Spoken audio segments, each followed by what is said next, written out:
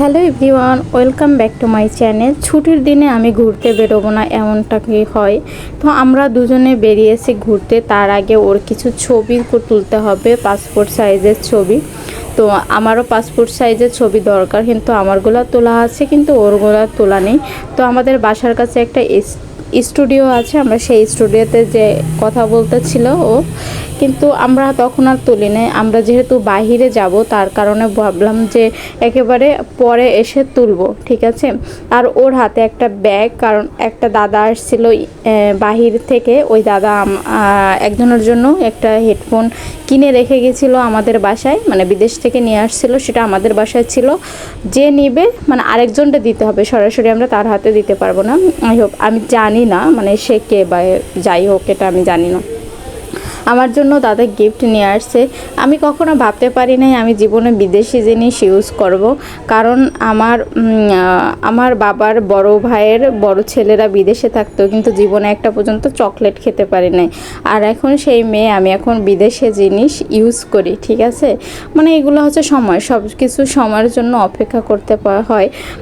আর ঈশ্বরের কৃপা, তোমাদের ভালোবাসা থাকলে এরপর তোমাদের দাদাও বিদেশে যাবে।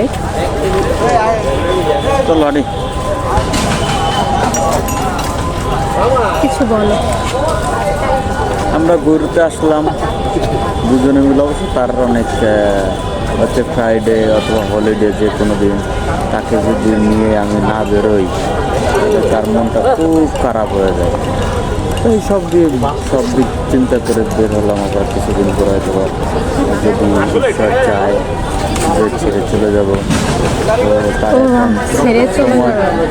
দেশটা ছেড়ে চলে যাবো অন্য দেশে, করার লাইফের প্রয়োজন।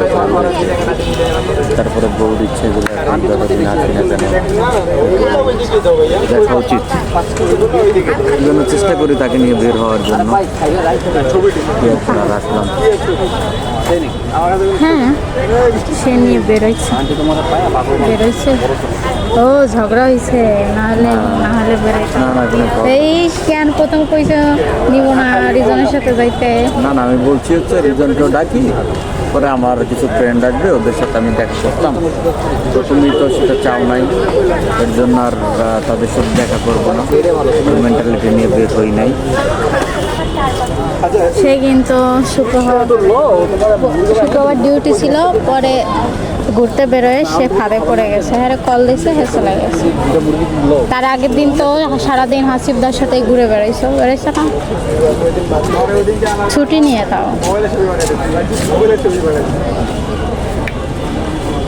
ঠিক আছে, তুমি সামনের উইকে তুমি তোমার ফ্রেন্ডের সাথে বেরোয়। ওকে, ঠিক আছে, পরে আবার কথা হবে।